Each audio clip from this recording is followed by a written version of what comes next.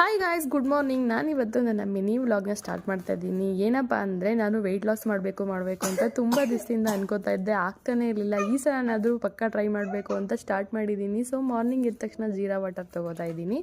ಆದಮೇಲೆ ನನ್ನ ಮೀ ಟೈಮ್ನ ಕೂಡ ಸ್ವಲ್ಪ ಹೊತ್ತು ಸ್ಪೆಂಡ್ ಮಾಡಿ ಇವಾಗ ಬ್ರೇಕ್ಫಾಸ್ಟ್ಗೆ ಪಲಾವ್ ಮಾಡ್ಕೊಬಿಡೋಣ ಅಂತ ಮಾಡ್ತಾ ಇದ್ದೀನಿ. ಏನಪ್ಪ ಇವಳು ವೈಟ್ ಲಾಸ್ ಅಂದ್ಲು, ಬರೀ ಪಲಾವ್ ಅಷ್ಟೇನಾ ಅಂತ ಅನ್ಕೋಬೇಡಿ. ಆಮೇಲೆ ಏನೇನು ತಿಂತೀನಿ ಅಂತ ಅದನ್ನು ಕೂಡ ತೋರಿಸ್ತೀನಿ. ನನ್ನ ತಂಗಿ ಕೂಡ ಬಂದಿದ್ಲು, ಅವಳೆ ಸ್ವಲ್ಪ ವೆಜಿಟೇಬಲ್ ಎಲ್ಲ ಕಟ್ ಮಾಡಿಕೊಟ್ಲು.